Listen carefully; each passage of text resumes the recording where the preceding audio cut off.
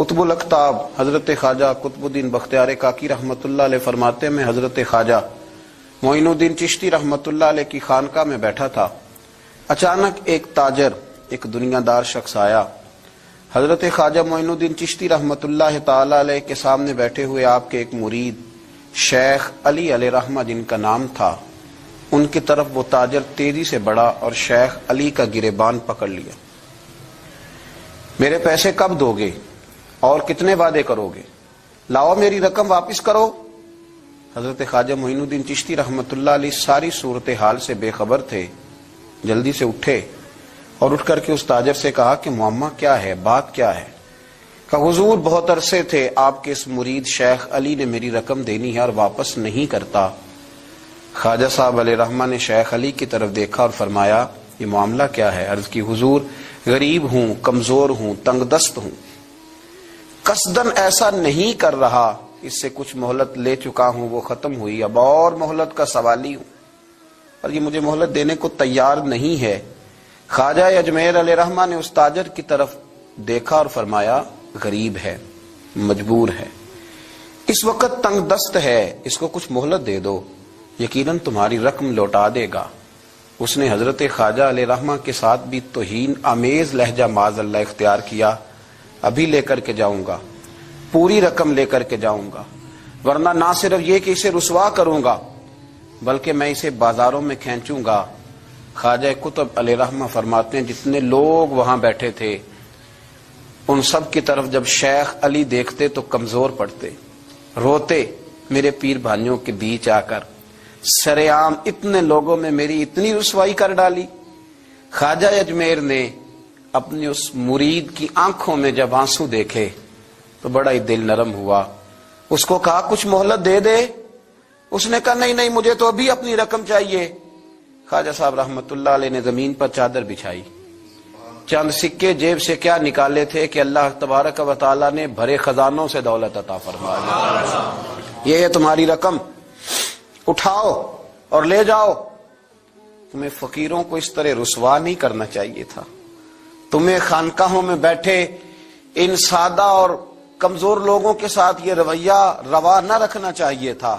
یہ کہا اس شخص نے پیسے اٹھانے شروع کیے اور اٹھاتے اٹھاتے نا جب اس کی نظر زیادہ مال پہ پڑی تو کچھ زیادہ پیسے بھی اٹھا لیے، ذرا نظر بچا کے دیکھتا کہ خواجہ صاحب دیکھ تو نہیں رہے، کچھ زیادہ رقم ہتھیائی اور وہ چلتا بنا۔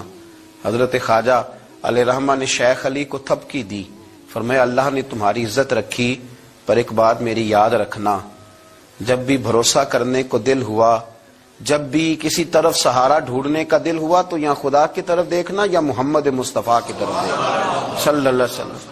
یہ کیا درویشوں کا کیا کام کہ وہ دنیا داروں سے پیسے لے اور دنیا داروں کے ساتھ معاملات کرے، تمہاری یہ روش اچھی نہیں، لیکن اللہ نے تمہارا وقار رکھا۔ خواجہ قطب کہتے ہیں وہ بات تو ختم ہو گئی، لیکن شیخ علی کے چہرے پر کئی دنوں تک افسردگی رہی، وہ ان سب لوگوں کو پلٹ پلٹ کے دیکھتے جن کے سامنے آ کے اس نے گریبان پکڑا تھا تو بیچاروں کی طبیعت بگڑتی، دل پہ افسوس ہوتا، اس کو ایسا نہ کرنا چاہیے تھا، میری غریبی کا یوں مذاق نہ اڑاتا۔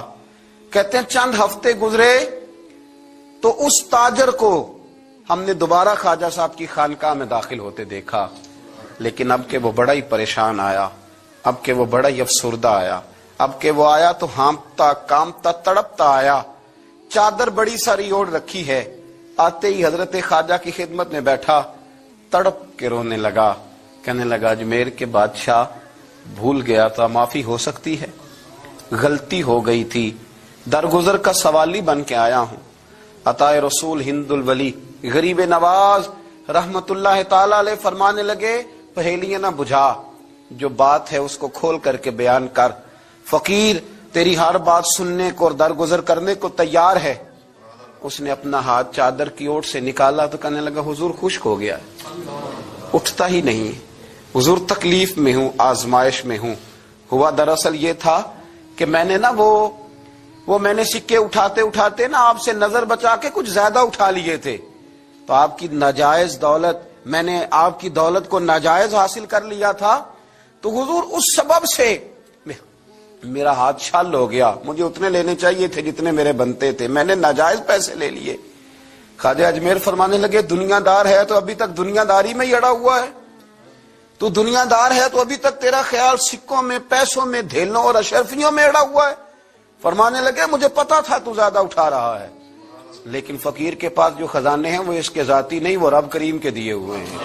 اللہ کے خزانوں میں سے کوئی لے گیا تو لے گیا، لیکن تو یہ کیا سمجھتا ہے کہ زیادہ سکے اٹھانے کی وجہ سے تیرا ہاتھ شل ہوا ہے؟ یہ اس لیے تیرا ہاتھ خشک ہو گیا ہے کہ تو نے ایک فقیر اور درویش کو بھرے مجمع کے اندر رسوا کر ڈالا تھا۔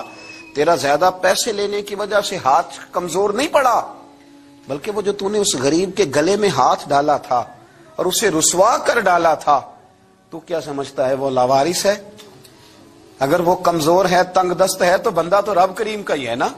جو تاجر، سیٹھ، نواب اور ذمہ دار کا رب ہے، غریبوں کا بھی وہی رب ہے، ان مسکینوں کا بھی وہی رب ہے، ان کمزوروں کا بھی وہی رب ہے۔ کہنے لگا حضور معافی کا سوالی ہوں۔ فرمایا اٹھ کے جا اور بڑے مجمع میں جا کے ایک دفعہ اس درویش سے معافی مانگ، مجھے امید ہے عرش کا رب تیرے سارے گناہ معاف فرما دے گا۔ ایک دفعہ معافی مانگ لے، جا سوال کر لے۔ وہ شیخ علی کے سامنے آ کے کھڑا ہوا، وہ کہنے لگا اگر آپ معاف کر دیں تو میری تکلیف دور ہو جائے گی۔ شیخ علی کی آنکھوں میں چھم چھم آنسو برسے۔ کہنے لگا آپ نے معاف کیا کہ نہیں کیا؟ کہنے لگے یار تو تاجر ہے، تو ذمہ دار ہے، تیرے دل میں پتہ نہیں کیا تصور ہے، پر میں نے تو معاف کرنا ہی ہے، اس لیے کہ نہ میں تاجر ہوں، نہ میں ذمہ دار ہوں، نہ میں دنیا دار ہوں، میں تو غریب نواز کا ماننے والا